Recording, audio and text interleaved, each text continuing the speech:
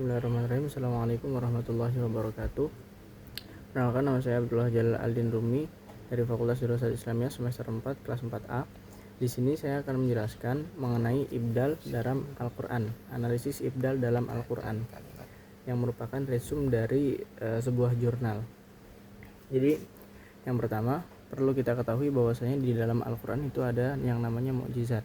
Dan mukjizat yang ada dalam Al-Quran itu bisa dilihat dari segi aspek kebahasaannya, yang dimana dalam kebahasaan Al-Quran itu mengandung balaghah atau uslub bahasa yang dimana tidak ada yang bisa menandinginya, seperti itu.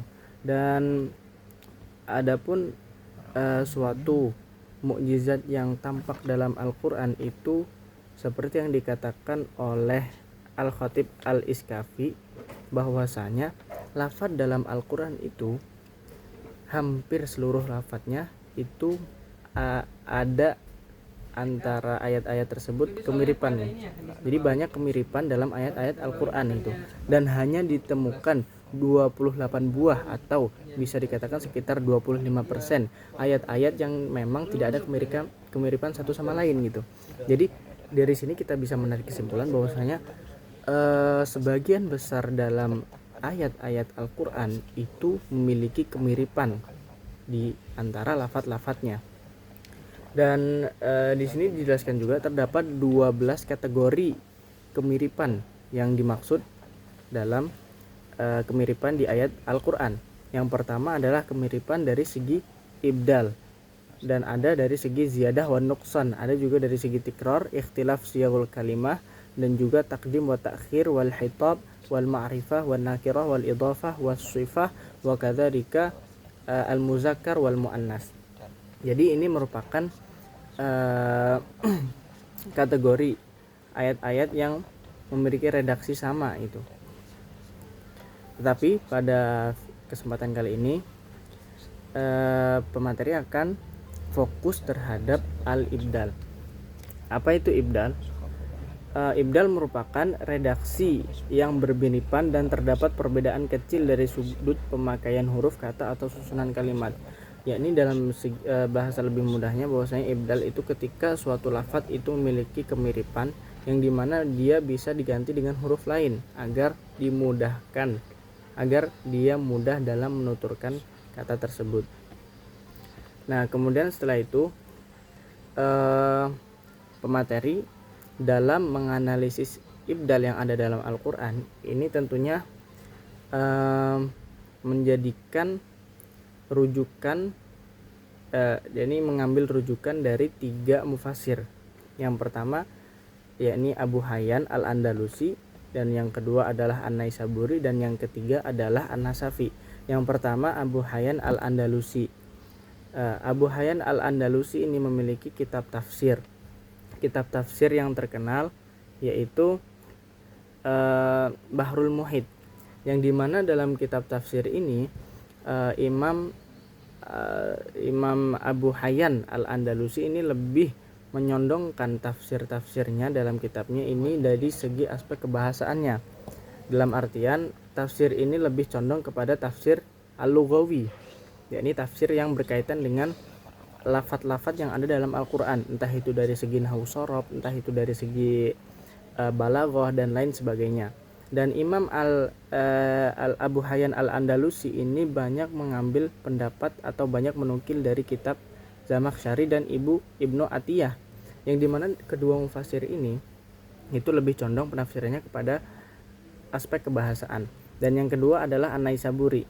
An-Naisaburi memiliki kitab tafsir yang namanya Tafsir Gharaibul Quran wa Raghaibul Furqan, yang dimana tafsir ini banyak membahas mengenai lafaz-lafaz asing yang ada dalam Al-Quran. Dalam artian Imam An-Naisaburi ini menjabarkan dalam kitab tafsirnya lafaz-lafaz yang gharib, yang dimana lafaz-lafaz itu jarang ditemukan di kosakata bahasa Arab gitu loh, yang emang jarang dipakai gitu, yang maknanya banyak orang yang tidak mengetahui. Dan kitab beliau ini merupakan ringkasan dari kitab Mafatihul Ghaib milik Ar-Razi. Dan yang terakhir adalah An-Nasafi. Dia memiliki kitab tafsir yang namanya Tafsir Madarikut Tanzil wa Haqaiqut Ta'wil, yang dimana tentunya Dalam metode penafsiran, Imam An-Nasafi menggunakan metode penafsiran Ahlus Sunnah wal Jamaah. Adapun metode yang tidak digunakan oleh Imam An-Nasafi adalah metode Al-I'tizal, yaitu metodenya Mu'tazilah. Yang dimana dalam kitab tafsir ini beliau lebih condong membahas mengenai lafaz-lafaz yang ada dalam Al-Quran dari segi nahwu, shorof, dan i'rob. Ya, nahwu, shorof, i'rob, dan beliau juga membahas mengenai qiraat, yakni tata cara pembacaan lafaz-lafaz yang ada dalam Al-Quran. Nah, setelah ini kita akan membahas mengenai ibdal yang ada dalam Al-Quran yang akan disampaikan oleh rekan saya Syafiqur Rahman. Bismillahirrahmanirrahim. Assalamualaikum warahmatullahi wabarakatuh. Perkenalkan, nama saya Syafiqur Rahman dari kelas 4A. Di sini saya akan menjelaskan mengenai pengertian ibdal di dalam Al-Quran dan juga mengenai penafsiran dari Abu Hayyan dan juga An-Naisaburi dan juga An-Nasafi mengenai ibdal yang ada di Al-Quran. Yang pertama yaitu adalah pengertian ibdal di dalam Al-Quran, yaitu adalah redaksi ayat-ayat yang memiliki redaksi mirip dan mempunyai perbedaan sedikit dalam segi huruf, kata, dan juga kalimat. Dan jenis-jenis ibdal itu ada 3: ibdal dhamir dengan jamak, dan ibdal summa dengan fa, dan ibdal pada kalimat. Kemudian sini akan menjelaskan mengenai penafsiran dari Abu Hayyan, An-Naisaburi, dan An-Nasafi terhadap ibdal pada Quran surat At-Taubah ayat 33, Quran surah Al-Fatih ayat 28, dan juga Quran surah As-Saff ayat 9, yang mana bunyinya itu adalah wa huwallazi arsala rasulahu bil huda wa dinil haqqi liyudhhirahu 'alad dini kullihi walau karihal musyrikun. Itu kalau ada di surat At-Taubah sama As-Saff. Tetapi kalau ada yang ada di surat Al-Fatih itu berbunyi wa kafa billahi syahida. Nah, di sini penafsiran Abu Hayyan mengenai al-musyrikun, yang mana itu artinya adalah orang-orang musyrik, itu adalah orang-orang yang membenci munculnya agama yang dibawa oleh Rasulullah SAW, itu adalah agama Islam. Kemudian penafsiran An-Naisaburi mengenai al-musyrikun itu adalah orang-orang Yahudi dan Nasrani itu masuk ke golongan dari orang-orang musyrik. Kemudian yang ketiga itu adalah penafsiran dari An-Nasafi, bahwasanya al-musyrikun itu adalah orang-orang yang najis atau bisa disebut sebagai orang yang kotor jiwanya. Kemudian penafsiran mengenai Quran surah Al-Fatih ayat 28 atau menggalanya itu adalah wa kafa billahi syahida.